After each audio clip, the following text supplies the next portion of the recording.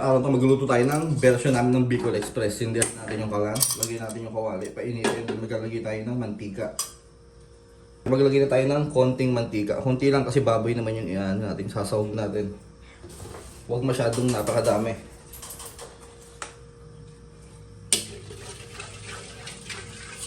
Yan, painitin muna natin yan. Dahil mainit na ang mantika, gisa natin ang sibuyas.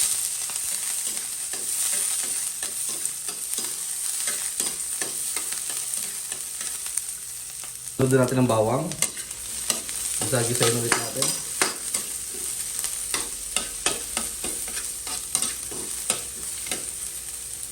Sunod naman natin ang luya.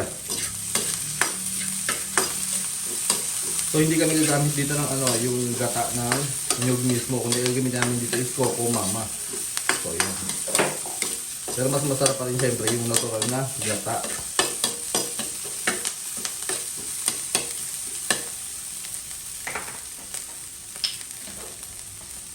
Kaya lagyan na natin itong baboy.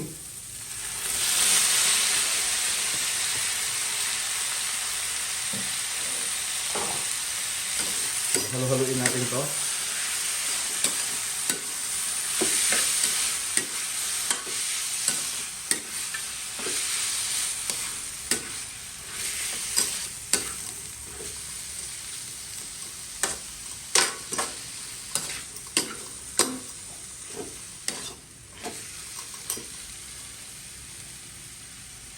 Kaya hayaan muna natin lagyan niya na maluto-luto yung baboy.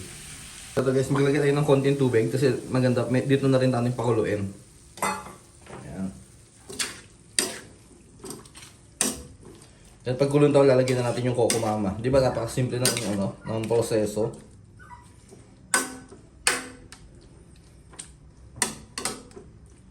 Ayan. Pakuluin muna natin yan. Gata.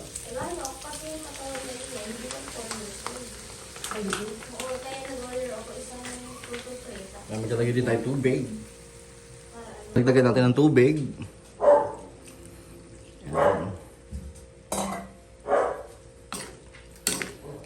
Wala kasi kami ay ubos na pala yun. Sa palagi ko kailangan pandagdagan ulit ng tubig. 55 lang. Ako mag-deliver niyan Shopee Express.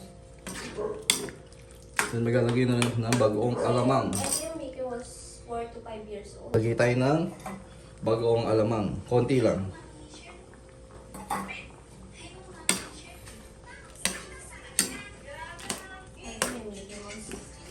Then pakukuluin natin to, saka maglagay tayo ng sili.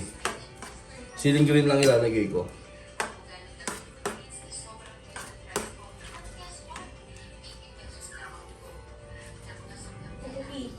Lagay tayo magic sarap.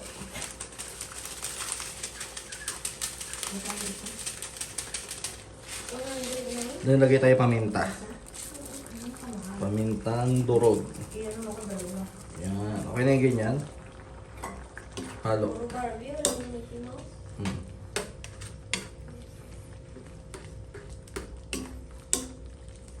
Kakapamili ba lang kayo?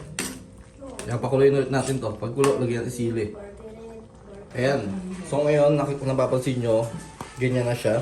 Lagyan na natin yung sili. So ito yung sabi ko, siling pansigang ilalagay ko. Pwede rin ganyan. Para hindi masyadong maanghang. So ayan, pakuluin na natin ito. Then luto na kagad ang ating Bicol Express.